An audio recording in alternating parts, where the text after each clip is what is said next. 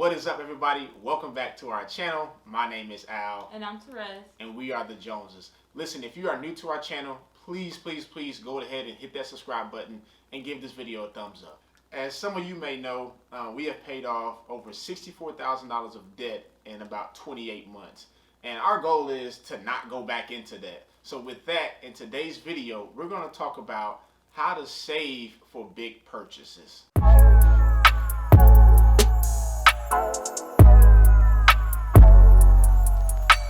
So like we said, we don't have any debt and we don't plan on going back into any debt anytime soon. And somebody might ask, how do you guys purchase big things like cars or do home improvements or even buy furniture or stuff like that, appliances and stuff like that without going into debt? I remember when we first purchased this townhome, the day we closed, we went out and bought our appliances and our furniture on store credit cards. Before the ink even dried on our closing documents, we was out at Ashley Furniture and the appliance stores going into further debt. I think we racked up about $4,000 to $5,000 of debt just like that. So we're going to give you guys a few tips to start saving for these big purchases so that you don't go further into debt or so that you don't incur more debt. But if debt is your thing and you don't care about making payments for the rest of your life on stuff or paying people interest no judgment. Before we get started on the tips, let me just say this: debt says more about your patience or impatience, for that matter,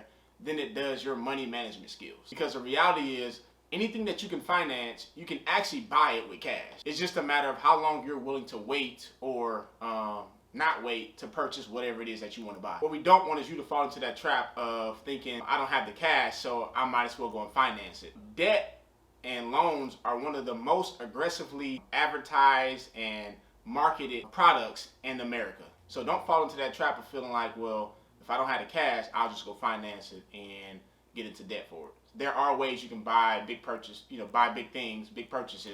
without going into debt and using cash. We're new into this debt-free community, and I used to hear people before we were debt-free, before we even thought about being debt-free, people used to say, you could go buy a car with cash and then you won't have to pay interest. And I'm just looking at them crazy. I'm like, I've never seen anybody right. buy a car without a loan. Right. So, like, who has $20,000, $30,000 of money of cash just sitting around to a bank account? What average person has that? Yeah. We just always thought that that's something rich people do. That's something rich people do. Yeah, because they got money in the bank, they go buy stuff with cash without financing. Right. I thought financing was just for people who just didn't have the money. And like she said, who has money just sitting around like that? And the answer is you do. It's just a matter of how long you're willing to wait and save that money and purchase whatever it is outright. It's called delayed gratification. So the first thing you want to do is plan ahead for these large purchases and do your research. Now that we're debt-free and learned a lot more about personal finance, we've come to realize that it's not that we've never had the money for these large purchases. Right. It's that we never planned ahead for these large purchases. We take out loans for cars and purchase furniture and other large ticket items because we don't think about purchasing these items until we need it. Because like you said, most people only think about, well, I need a new car, when your car that you currently have is about to die. For instance, if you just got a new car, you don't have to put up a ton of money a month right now, but it would be smart for at least the first 3 years, if you wanted to put up about anywhere from $50 to $100 a month for the first couple of years, because your car is still going to work properly because it's a newer car or it's a new car. And then after that, once you realize, okay, I've reached a point to where my car might need to be replaced within the next 3 years, now you can kick it up a little bit and start putting up more money away, so that when you get to 6 years of having this car, you have a significant amount of money to buy a new car. And don't forget that the car that you currently have might have some value, so you can sell that car and put it along with the money that you've saved up to purchase a newer car. Just figure out how long it will be until you need to purchase whatever it is that you need to purchase or that you want to purchase. So like with us, once we became debt-free, we knew that the car that I drive would have to be replaced within about 18 to 24 months. So we got together and we said, well, how much money can we realistically save within 18 to 24 months? And then that became our budget. That became our goal. And, that became what we were striving to save to purchase a new car. And the key is to be realistic. If you make $30,000 a year, you're not going to save $25,000, $30,000 in a year for a new car the next year. It's just not.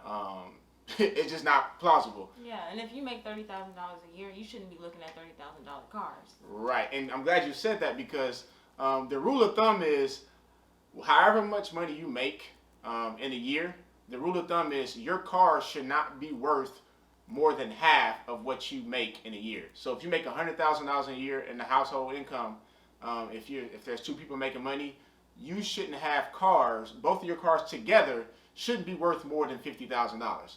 Meaning that if we make $100,000, she got a $25,000 car, I have a $25,000 car. We're at the top of the recommended value of our cars, but it's not killing us because the thing is, once you have so much of your income tied up into depreciating assets, you're just not going to win. You're not going to create wealth. You're not going to build wealth, and it just puts you in the spot to where you just can't really get ahead. Yeah, and you shouldn't be focusing that much of your income on a car anyway. Right. Your future is much more important than a car. It's much more important than you riding around in BMW if you're not really, you can't really afford a BMW. Yeah. It's more important to focus on retirement or your children's college funds than you tying up all this money into cars. Yeah. And the thing is, though, you can actually afford a BMW, but what gets people in trouble is they want to afford the new BMW. I've been doing my research for the last 18 months because, like I said, we want to replace my car. And I've been looking at some BMWs, and some of the cars that I've looked at fall into our range. That's just not what we're looking for, but there's some nice cars. You can purchase these cars cash, and it's a nice car. But people want the newer model, the one that smells good, the one that has all the buttons and gadgets that really you won't even use, but you want it because it's new. And that's when you get yourself in trouble. So let's talk about an example. Let's just say a couple wants to buy a $12,000 car 2 years from now. So you take that $12,000 and you would divide it by the number of months you have until you want to replace that car. So it's just $12,000 and divided by 24 months. That's $500 a month that you would have to save in order to have that $12,000 to purchase that car cash 2 years from now. If that doesn't seem feasible and doesn't fit into your budget, you would either need to push it out 3 to 4 years from now so that you won't be such a burden in the amount of money that you're saving each month. Or if you really do need it in 24 months and your budget doesn't allow you to save the $12,000, you need to pull that $12,000 down into a range that you can attain. Like I said, just basically decrease your budget if you have to, or extend the time, whatever one makes it more feasible for you to do. If you didn't think like that, you get to when it's time to buy a car, and now you have to go sign a loan and finance $12,000, or you might even, because you're financing it, you're going to spend more money, and that's usually the trick that happens in car dealerships. Because I don't have the money right now, you'll end up financing and getting more car than you can actually afford. Yeah. Because you don't have to pay any money right now. Yeah, the first question they'll ask you is how much can you afford your monthly payment to be? Yep. And then it's like the $12,000 just went out the window. So like you said, financing and loans are one of the biggest marketed products in America. You walk into a dealership and their question is, how much are you looking for your monthly payment to be and how much can you put down? They're already anticipating you going in there and financing this car. Yeah. But if you go in there and shock them and you look at a car that's like 15 grand and you got 12 grand in your pocket. Say, hey, I want that car right there, but all I have is 12 grand in my pocket right now. More than likely, they might be able to work a deal out with you. And you can apply this to anything, not just a car. So basically, if you want to put a down payment on a house and you got to save $10,000 within a year or 2 years, just divide that up by the number of months and then put that amount of money up every month until you reach your goal, or until, you might even reach it quicker because you might see the balance start to increase quicker and quicker, and you might find different ways to make extra money on the side so that you can reach your goal quicker. Yeah, and I know we have another video where we talked about the things that we cut from our budget to become debt free. So you can apply these same things that we use to become debt free, things that we cut in order for you to save more money towards your large purchase, your down payment. Like she said, she mentioned this doesn't apply just for cars or stuff like that. Even like couches, like you're not gonna have the same couch for 7 years. Well, you might have the same couch for 7 years, but you know that once you start reaching 3 and 5 years, it's like pretty soon you have to replace your couches or whatever. Especially if you got kids like us who jump around on the couches, and do front flips and stuff. Plop down. Right. You might need to start putting money up a little earlier than normal to purchase a new couch or furniture or something like that. We are actually currently, because we plan on doing a lot of stuff at one time next year, from putting a down payment on a house to buying a new car to getting new furniture. We actually have we're actually putting money aside to purchase all those big things at one time. Which brings us to our second tip, is to set up a bank account for whatever it is that you want to purchase, which we call those sinking funds. So however much money you decide that you need to put up per month, you will put up into whatever bank account that you have assigned for that particular purchase. If you already have a savings account and you have a bank where they're going to charge you for all these multiple accounts, you can put these sinking funds into one savings account. You just need to keep a record of how much money is allotted to each of these purchases. Yeah. Like, this amount is for my emergency fund. This amount is for the car that I'm purchasing in 2 years. This amount is for furniture that I need in 6 months. You just need to keep track of that. Excel spreadsheet, pencil, paper, just anywhere, so you know what all that money in your savings account is for. Yeah. And so that you're not dipping into other sinking funds for other purchases. You're not dipping into your emergency fund. You know what's in there for what you need to buy. The beauty of having these accounts set up is that you get to see the balances increase as you put money into them.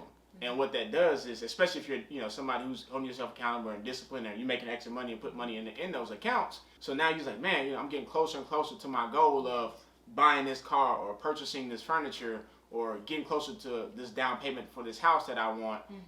So that'll fuel your motivation to either, like I said, find ways to make extra income, or just stay more disciplined and continue to throw money away for this particular purchase. And you didn't have to go into debt to do it. I just want to reiterate, these amounts that you'll be saving each month for these sinking funds, for these large purchases, should be added to your budget. Yep.